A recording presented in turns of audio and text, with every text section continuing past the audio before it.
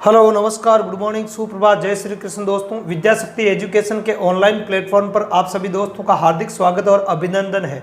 दोस्तों आज अपन पढ़ेंगे लाइसोसोम या लयन काय के बारे में। ठीक है, लाइसोसोम या जो लयन काय है इसका क्या कार्य होता है, कोशिका के अंदर है ये कहाँ पाया जाता है, इसकी संरचना कैसी होती है और इसके कार्य क्या होता है, इसके बारे में अपन डिटेल से पढ़ेंगे। ठीक है, तो आपको याद होना चाहिए हम पढ़ रहे हैं कोशिका अंगों के बारे में। आगे बात समझ में है ना, 3-4 वीडियो पहले से उसके अपलोड कर दिए हैं। ठीक है, तो कोशिका अंगों की अपन बात करें तो कोशिका अंगों को कितने भागों में बांटा गया है। कोशिका अंगों को मैंने वर्गीकरण बताया था आपको उस क्लास में कि अपन कोशिका अंगों को 4 भागों में बांट कर पढ़ रहे हैं। एक तो है आपके एकल झिल्ली युक्त कोशिका अंग। कौन से?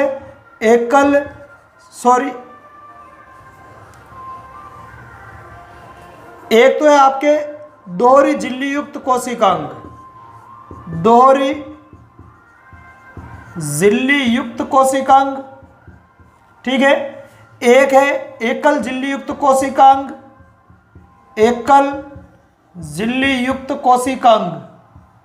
ठीक है, और एक ये तो हो गया पहला प्रकार, ये दूसरा, और एक तीसरा प्रकार और है जो है अपने झिल्ली विहीन कोशिकांग। कौन से? झिल्ली विहीन कोशिकांग, झिल्ली विहीन कोशिकांग। और एक जो है वो है अन्य, ठीक है, कोशिकांग। और एक जो प्रकार है वो है आपके अन्य प्रकार। तो ये 4 प्रकार से बांटा गया है कोशिका अंगों को। इनमें से दोहरी झिल्ली युक्त जो कोशिकांग है वो माइटोकॉन्ड्रिया और हरित लवक, माइटोकॉन्ड्रिया और लवक हम पढ़ चुके हैं। हमारा जो पॉइंट चल रहा है वो चल रहा है एकल झिल्ली युक्त कोशिकांग कौन कौन से। तो एकल झिल्ली युक्त कोशिकांगों में 2 कोशिकांग अपन पढ़ चुके हैं। एक तो आपके गाल्जी काय और एक है अंतःप्रद्रवी जालिका। आज अपन पढ़ेंगे लाइसोसोम के बारे में। ठीक है, तो गाल्जी काय और अंतःप्रद्रवी जालिका क्या होती है, इनके कार्य क्या होता है, इनकी संरचनाएं क्या होती है, तो इनके लिए अलग अलग क्लासें अपलोड कर रखी है, आप उन क्लासों को जरूर देखें। ठीक है, और यदि अभी तक आपने चैनल को सब्सक्राइब नहीं किया है तो सबसे पहले आप चैनल को सब्सक्राइब करें। ठीक है, और लाइक करें, और यदि आपको वीडियो अच्छा लगे तो इसे अपने दोस्तों में शेयर भी करें, और बेल वाले आइकन को जरूर प्रेस कर लें ताकि जैसे ही मैं कोई वीडियो अपलोड करूं उसका जो नोटिफिकेशन है वो आपको हाथों हाथ मिल जाए। आगे बात समझ में। तो आज अपन जो पढ़ने जा रहे हैं वो है लाइसोसोम या लयन काय, है ना। तो इसके बारे में अपन डिटेल से पढ़ते हैं। तो लाइसोसोम के सबसे पहले अपन खोजकर्ता की बात करें। किसकी बात करें? खोजकर्ता। तो लाइसोसोम की जो खोज है वो की थी डी ड्यू ने। किसने की थी? डी ड्यू नामक वैज्ञानिक ने की थी। डी ड्यू ने लाइसोसोम की खोज किसने की? डी ड्यू नामक वैज्ञानिक ने की थी। और ये जो खोज है वैसे यकृत में की गई थी। किसमें? लीवर में, यकृत कोशिकाओं में। किसमें की गई? यकृत कोशिकाओं में। किसमें? यकृत कोशिकाओं में की गई थी। आगे बात समझ में। अब ये जो लाइसोसोम होता है ये एकल झिल्ली युक्त कोशिकांग है। कैसा है? एकल झिल्ली युक्त कोशिकांगों में आता है। एकल झिल्ली युक्त, और सामान्यतः थैली समान होता है। किसके समान? थैली समान। कोई विशेष प्रकार की इसकी संरचना नहीं होती है, इसलिए इसका डायग्राम भी आपको मिलेगा ही नहीं, बहुत मुश्किल से इसका डायग्राम मिलता है। ठीक है, सामान्यतः अपन ऐसा बना सकते हैं कि ये एक थैली या पुट्टी का हो गई, बस क्या हो गई, एक थैली समान संरचना, गोलाकार या अन्य आकृति में भी ये पाए जा सकते हैं। तो थैली समान एकल झिल्ली युक्त जो कोशिकांग है उनको अपन क्या बोलते हैं? उन्हीं को कहते हैं अपन लाइसोसोम या लयन काय। और इनकी खोज किसने की थी? डी ड्यू ने। किसने की थी? डी ड्यू ने। तो यहाँ पर जो लाइसोसोम जो शब्द है इसकी बात करते हैं अपन। लाइसोसोम, लाइसोसोम जो शब्द है ये 2 शब्दों से मिलकर बना है। कितने शब्दों से? 2 शब्दों से मिलकर बना है। एक तो इसमें शब्द है लाइसो। एक शब्द क्या है? एक तो है लाइसो। लाइसो का मतलब होता है पाचन। लाइसो का मतलब क्या होता है? पाचन। और एक जो शब्द है वो है सोम। सोम का मतलब होता है पिंड या काय, है ना, काय या पिंड। ऐसा पिंड जो पाचन का कार्य करे, किसका कार्य करे, पाचन का कार्य करे, तो उसी को लाइसोसोम या हिंदी में लयन काय, लयन का मतलब अपघटन होता है, लयन का मतलब क्या है, अपघटन होता है ना, पाचन या अपघटन, लयन का मतलब। तो ऐसा कोशिकांग जो पाचन या अपघटन का कार्य करे, ऐसे कोशिकांग को क्या बोलते हैं, लयन काय बोलते हैं। क्या बोलते हैं ऐसे कोशिकांग को, लयन काय।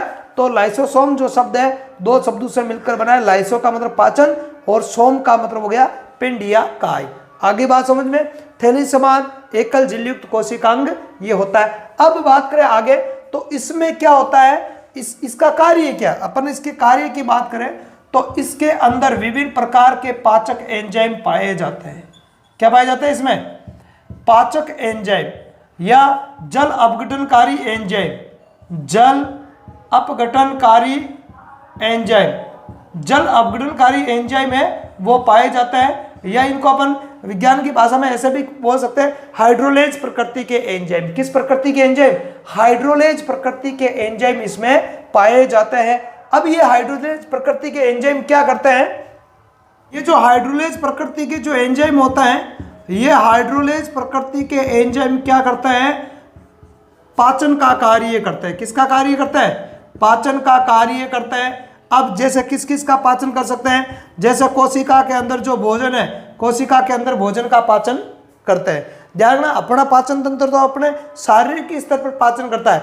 जैसे अपन श्वसन है, पाचन है, उत्सर्जन है, इस प्रकार की जैविक क्रियाएं हम करते हैं, ठीक है, हमारे अंदर तंत्र करता है। ऐसे एक कोशिका में भी इस प्रकार की जैविक क्रियाएं होती है। श्वसन का काम माइटोकॉन्ड्रिया करता है, ठीक है। ऐसे ही यहाँ पे भोजन का पाचन है ना, भोजन का जो पाचन है वो किस में होगा, लाइसोसोम में होगा। क्यों, क्योंकि इसमें हाइड्रोलेज या जल अपघटनकारी, क्या बोलते हैं इसको, जल अपघटनकारी एंजाइम, क्या बोलेंगे, जल अपघटनकारी एंजाइम, जल अपघटनकारी एंजाइम है वो पाए जाते हैं, ठीक है। अब कौन कौन से जल अपघटनकारी एंजाइम पाए जाते हैं, जैसे बात करें भोजन का पाचन करने के लिए क्या क्या चाहिए, जैसे प्रोटीन का पाचन करने के लिए प्रोटीनेज है ना, प्रोटीनेज, वसा का पाचन करने वाला लाइपेज, ठीक है, कार्बोहाइड्रेट का पाचन करने वाले एंजाइम कार्बोहाइड्रेज, कार्बोहाइड्रेज,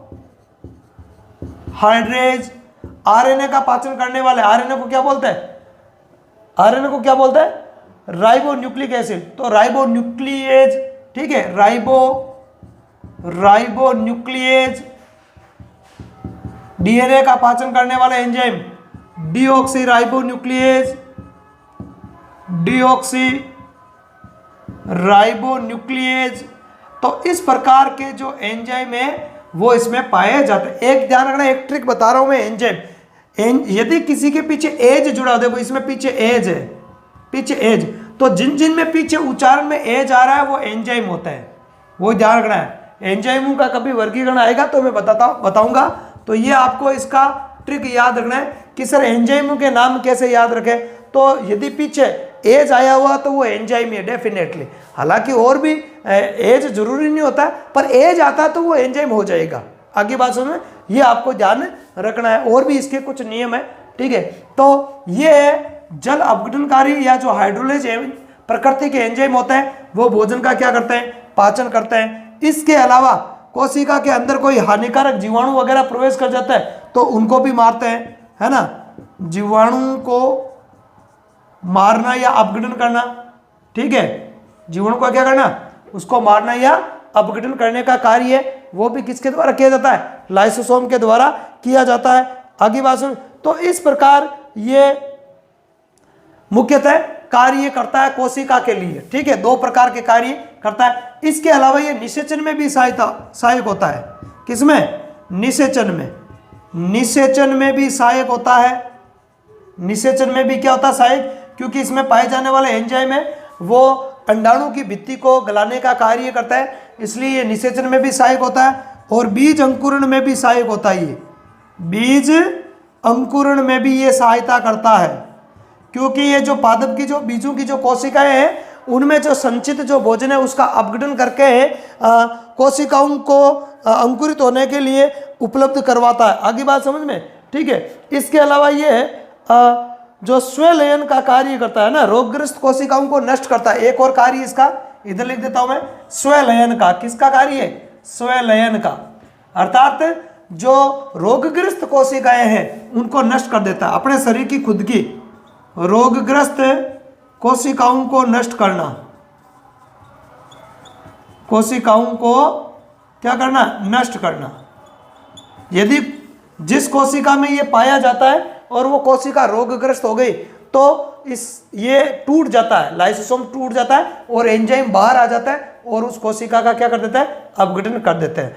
इसके अलावा बात करें कि यदि मान लो कि उपापचय क्रियाओं में किसी प्रकार की कोई त्रुटि आ गई, जो मेटाबॉलिज्म रिएक्शन होती है, उपापचय जो क्रियाएं हैं, उपापचय क्रियाओं में यदि किसी प्रकार की कोई प्रॉब्लम आ जाती है तो लाइसोसोम में पाए जाने वाले जो एंजाइम होते हैं वो कोशिका द्रव्य में मुक्त हो जाता है, क्योंकि लाइसोसोम की झिल्ली टूट जाती है।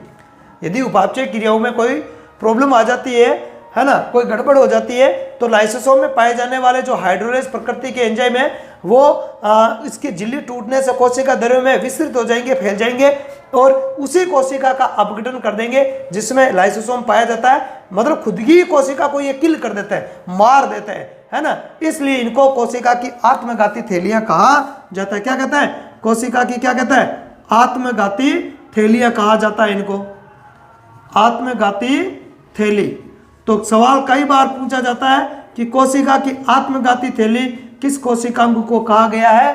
तो वो कहा गया है लाइसोसोम को, लयन काय को। आगे बात समझ में? तो लाइसोसोम की कोई विशेष संरचना होती नहीं है, सामान्यतः ये गोलाकार थैली समान संरचनाओं में हो सकते हैं और इसमें ये एंजाइम वगैरह पाए जाते हैं, ये इसके कार्य है। अब इस चीज को एक बार मैं नोट्स के लिए आपके लिए अच्छे से लिख देता हूं, ठीक है?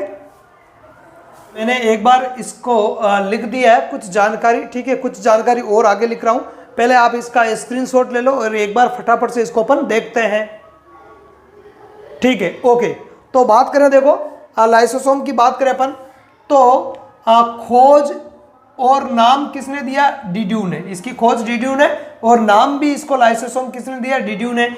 अब आगे बात करें तो लाइसोसोम जो होता है, लाइसोसोम शब्द दो शब्दों, लाइसो का मतलब पाचन एवं सोम या सोमा बोल दो आप, सोमा का मतलब काय से मिलकर बना होता है, ठीक है? या बना है। ये एकल झिल्ली युक्त, कैसा? एकल झिल्ली युक्त थैली समान, किसके समान? थैली समान कोशिकांग है, ठीक है? लाइसोसोम का निर्माण मुख्यतः किससे होता है? मुख्यतः गाल्जी काय और अंतःप्रद्रव्य जालिका से होता है। गाल्जी काय और अंतःप्रद्रव्य जालिका है, उससे किसका निर्माण होता है? लाइसोसोम का निर्माण होता है। ध्यान रखना है, गाल्जी काय और अंतःप्रद्रव्य जालिका एंडोप्लाज्मिक रेटिकुलम ER है ना, इन दोनों ही कोशिकांगों को पहले पढ़ चुके हैं, इन दोनों ही कोशिकांगों को पहले पढ़ चुके हैं और ये दोनों ही कोशिकांग है वो लाइसोसोम का निर्माण करते हैं, ठीक है? लाइसोसोम कोशिका का अपशिष्ट निपटाने वाला तंत्र है, मतलब कोशिका के अंदर जितने भी अपशिष्ट पदार्थ होते हैं उन सब का डाइजेशन करने का कार्य करता है और उनको कोशिका से बाहर निकालने का कार्य किया जाता है इसके द्वारा। इसमें, ठीक है, ये हो गए सब। इसमें लगभग 50 प्रकार के, कितने प्रकार के? 50 प्रकार के हाइड्रोलेज या जल अपघटनकारी एंजाइम पाए जाते हैं। कितने प्रकार के?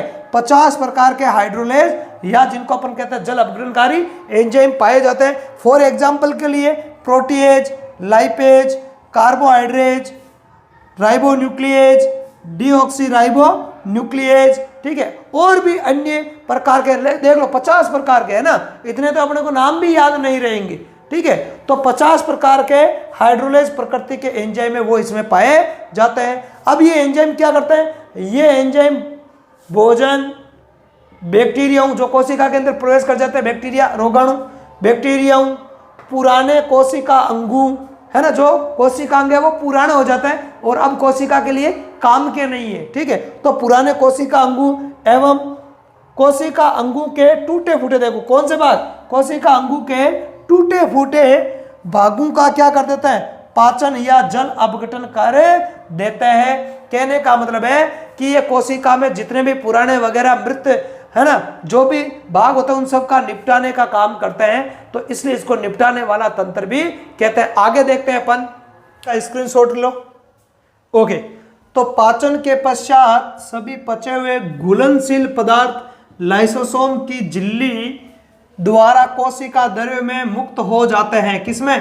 कोशिका द्रव्यमय मुक्त हो जाता है किसके द्वारा? लाइसोसोम की झिल्ली के द्वारा। मतलब लाइसोसोम में भोजन का पाचन होता है, पाचन के पश्चात जो भी घुलनशील पदार्थ है, पचे हुए जो पदार्थ है, वो कोशिका द्रव्य में इस लाइसोसोम की झिल्ली के द्वारा विसरित कर दिए जाते हैं, मुक्त कर दिए जाते हैं।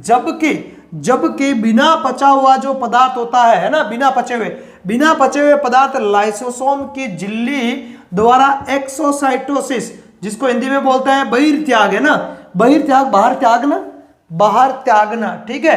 हाँ, एक्सोसाइटोसिस क्रिया द्वारा, किस क्रिया द्वारा? एक्सोसाइटोसिस क्रिया द्वारा कोशिका से बाहर निकाल दिया जाता है। आगे बात समझ में? एक्सोसाइटोसिस और एंडोसाइटोसिस कोशिका झिल्ली के दो कार्य है, और ये बताए थे मैंने। कोशिका झिल्ली जब हमने पढ़ी थी उस क्लास में बताया था कि जो कोशिका झिल्ली होती है वो उपयोगी पदार्थों को अंदर आने देती है, तो उसको अपन बोलते हैं एंडोसाइटोसिस, या भोजन को ग्रहण करने में सहायक होती है। किसमें? भोजन के ग्रहण करने में सहायता करती है, जैसे अमीबा वगैरह, तो उसको बोलते हैं एंडोसाइटोसिस। और अपचित पदार्थों को बाहर निकाल दिया जाता है, उसको बोलते हैं एक्सोसाइटोसिस। तो एंडोसाइटोसिस और एक्सोसाइटोसिस कोशिका झिल्ली के दो कार्य होते हैं।